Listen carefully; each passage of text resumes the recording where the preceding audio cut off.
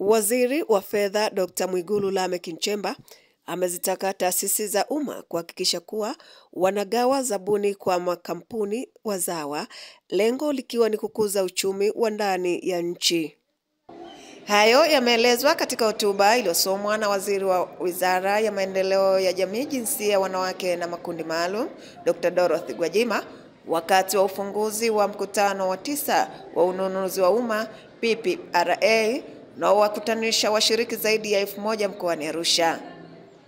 Tumia fursa hii kuzielekeza taasisi nunuzi zote nchini kutekeleza machache yafuatayo. A. Taasisi nunuzi zihakikishe matumizi sahihi ya mifumo ya kidijitali katika ununuzi wa umma nchini. B.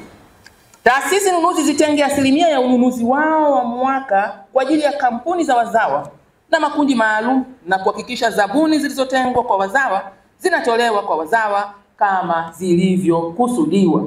C.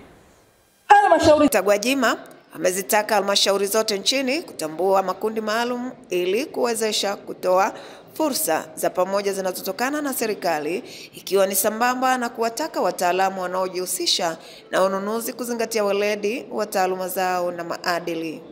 Zote nchini zisaidie kuibua makundi maalum ya kijamii katika maeneo yao ambayo yatajipatia fursa zilizotengwa na serikali kwa ajili yao. Na mimi mtu angeniona hapo nikiandika kwa bidii hili agizo je, maana linahusu mama shughuli. De, angesema taasisi nunuzi zisimamie utekelezaji wa miradi ya maendeleo kwa ufanisi. Na wataalamu wanaohusika katika shughuli za ununuzi mzingatie weledi wa taaluma zenu na maadili mnapojihusisha na ununuzi wa umma.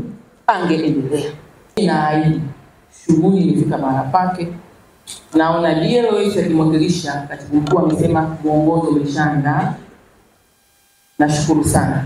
Kupitia wizara pacha ya ofisi ya Rais TAMISEMI tunasema tunabeba hili jambo katika namna ambayo itawashangaza sana. Kwa sababu gani?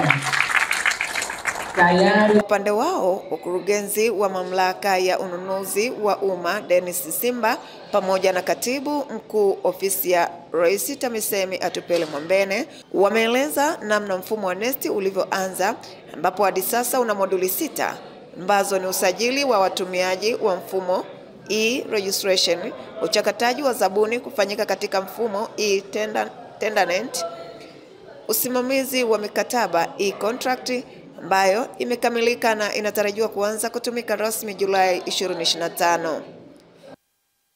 Shughuli rasmi ili kutekeleza azma ya Mheshimiwa Rais ya mifumo kusomana na matumizi ya dijitali. Ujenzi wa mfumo wa NeST ulianza tarehe 18 Julai 2022.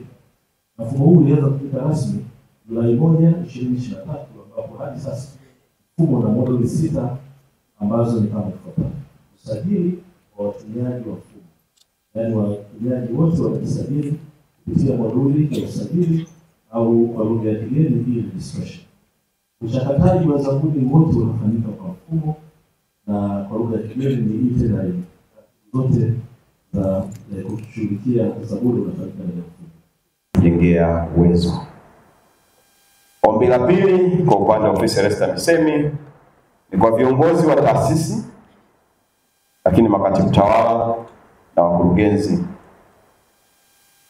Inaweza likawa ombi, lakini naomba nitumie neno tafadhalini. Mwawezeshe wataalamu wa manunuzi kuhudhuria mafunzo mbalimbali yenye kulenga kuimarisha utendaji kazi wao.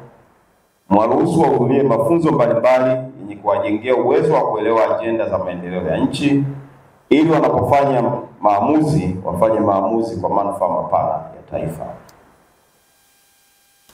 Kauli mbiu ya PPRA mwaka huu, ununuzi wa umma wa kidijitali kwa maendeleo endelevu, ukuzaji wa kampuni za wazawa na makundi maalum kwa ajili ya ukuaji wa uchumi jumuishi.